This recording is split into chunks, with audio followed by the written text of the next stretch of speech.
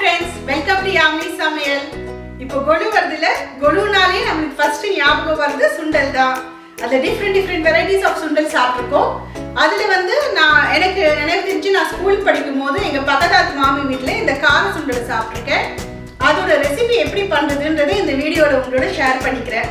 அதுக்கு தேவையான இன்கிரிடியன்ட்ஸ் நம்ம இப்போ பார்க்கலாம். இப்போ சுண்டலுக்கு தேவையான பொருட்களை பார்க்கலாம். முதல்ல இந்த ஒரு கப் கொண்டைக்கடலையை வந்து நல்லா ஒரு 12 மணி நேரமோ அது மாதிரி நல்லா ஊற வச்சுட்டு அதுக்கப்புறம் ஒரு 10 நிமிஷத்துக்கு நல்லா இந்த மாதிரி வேக வச்சு எடுத்து வச்சுக்கோங்க. இப்போது இந்த பொடிக்கு தேவையான பொருட்களை பார்க்கலாம்.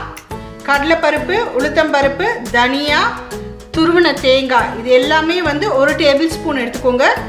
3 காஷ்மீரி சில்லி எடுத்துகிட்டு இருக்கேன்.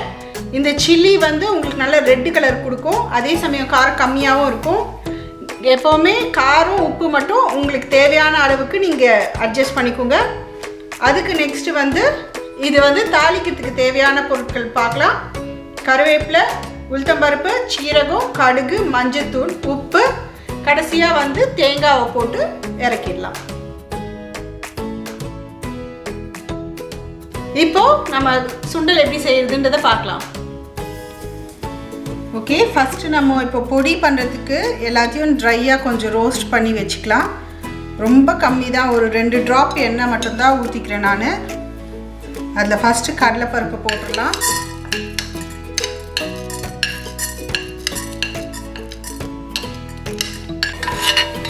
இது பாருங்கள், இப்படி லைட்டாக கொஞ்சம் கலர் சேஞ்ச் ஆகும் போதே வந்து நம்மளோட உளுத்தம்பருப்பு இதில் சேர்த்துடலாம். இப்போ உளுத்தம்பருப்பும் கடலைப்பருப்பும் இன்னும் நல்லா கொஞ்சம் செவக்க ஆரம்பிச்சிருச்சு. இந்த டைமில் வந்து தனியாவை சேர்த்துக்கலாம்.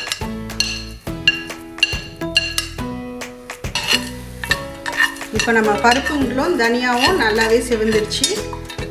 அதை மிக்ஸி ஜாரில் ட்ரான்ஸ்ஃபர் பண்ணிடுறேன். இப்போ நம்ம மிளகாவை நல்லா கொஞ்சம் செவக்க மாதிரி வறுத்து எடுத்துக்கலாம். அப்போ தான் கொஞ்சம் காரம் காட்டும். பாருங்கள், நம்மளோட மிளகா வந்து நல்லா செவக்க ஆரம்பிச்சிருச்சு. கலர் சேஞ்ச் ஆகி புஃப்னும் ஆயிடுச்சு.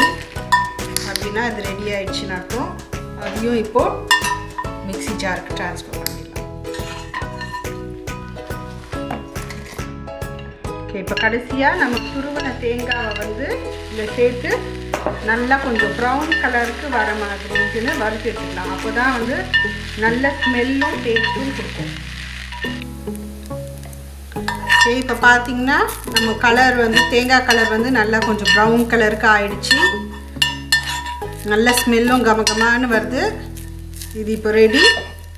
இதையும் சேர்த்து போட்டு நம்ம பொடியை ரெடி பண்ணிடலாம் மிக்சியில் அரைச்சி. இப்போ நான் தாளிக்கிறதுக்காக 1 ஸ்பூன் எண்ணெய் சேர்த்துருக்கேன். அதில் ஃபஸ்ட்டு உளுத்தம்பருப்பு போட்டுடலாம்.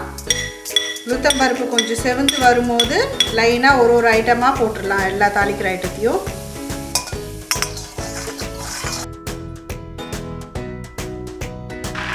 இப்போது நம்ம நல்லா இது பண்ணி தண்ணியெலாம் எடுத்து வச்சுட்ட சுண்டலை வந்து சேர்த்துடலாம். தண்ணி இல்லாமல் இருக்கணும். இப்போ மஞ்சள் பொடி சேர்த்துடுங்க.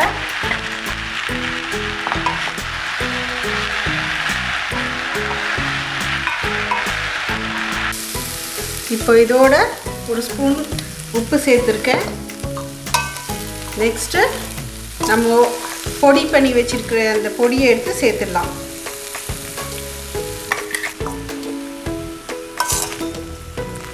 ஓகே, இப்போ எல்லாத்தையும் சேர்த்து நல்லா மிக்ஸ் பண்ணிக்கோங்க.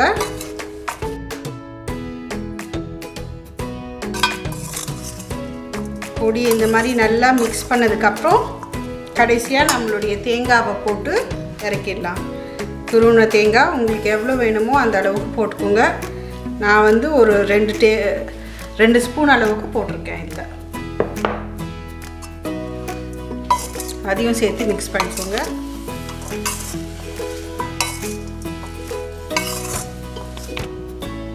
நம்மளோட கார சுண்டல் இப்போ ரெடி. தேங்க்ஸ் ஃபார் வாட்சிங் திஸ் வீடியோ. உங்களுக்கும் இந்த சுண்டல் பிடிக்கும்னு நினைக்கிறேன். செஞ்சிங்கன்னா நீங்கள் செஞ்சு பார்த்துட்டு எப்படி இருக்குதுன்றதை கீழே இருக்க கமெண்ட் பாக்ஸில் கமெண்ட் பண்ணுங்கள். பிடிச்சிருந்துச்சின்னா தம்ஸ் அப் பண்ணுங்கள். மற்றவங்களுக்கும் ஷேர் பண்ணுங்கள். மறக்காமல் என்னோட சேனலுக்கு சப்ஸ்கிரைப் பண்ணுங்கள். மறுபடியும் அடுத்த வீடியோவில் இன்னொரு ரெசிபியோட உங்களை பார்க்குறேன். அது வரைக்கும் பாய்.